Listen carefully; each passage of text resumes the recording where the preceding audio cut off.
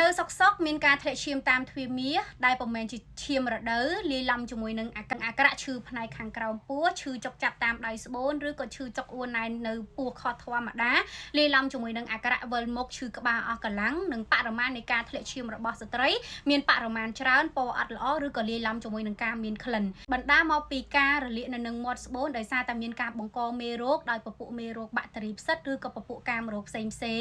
បញ្ហាទាក់ទងជាមួយនឹងអរម៉ូនមានការប្រែប្រួលជាពិសេសក្រពេញតេរ៉ូអ៊ីតជំងឺដុំគីសនៅនឹងអូវ៉ាជំងឺ PCOS និងជំងឺ PCOD និងទាក់ទងជាមួយនឹងដំណាក់កាលធ្ងន់ធ្ងរជាបញ្ហាទៅលើជំងឺមហារីកមាត់ស្បូនក៏បងប្អូនមានការធ្លាក់ឈាមខុសធម្មតាដូចគ្នាអញ្ចឹងនៅក្នុងករណីបើស្ត្រីមានទៅលើបញ្ហានៃការធ្លាក់ឈាមខុសធម្មតាដែលពុំមែនជាថ្ងៃមករដូវទេស្ត្រីគួរតែប្រុងប្រយ័ត្នឬក៏គួរតែធ្វើការប្រឹក្សាសុខភាពឲ្យបានត្រឹមត្រូវដើម្បីស្វែងរកដំណោះស្រាយពោលទាក់ទងជាមួយនឹងបញ្ហាបងប្អូនមានការធ្លាក់ឈាមខុសធម្មតាបែបនេះអាចនឹងធ្វើឲ្យមានផលប៉ះពាល់ទៅដល់សុខភាពស្បូនគឺស្ត្រីពិបាកនៅក្នុងការមានកូនស្អិតដៃស្បូនមានបញ្ហាវិបត្តិរដូវធ្ងន់ធ្ងរអាចនឹងរដូវមិនទៀងរាំងរដូវធ្លាក់ឈាមរដូវមួយខែ2ទៅ3ដងឬក៏មានបញ្ហាទាក់ទងជាមួយនឹងជំងឺមហារីកមាត់ស្បូនដោយសារតែការរលាកនៅមាត់ស្បូនពីខាងក្នុងអញ្ចឹងបើបងប្អូនកំពុងតែមានបញ្ហាទាក់ទងជាមួយនឹងសុខភាពមានចម្ងល់ឬក៏បងប្អូនចង់បានដំណោះស្រាយអាចធ្វើការទាក់ទងមកអ្នកគ្រូដើម្បីធ្វើការពិគ្រោះបាន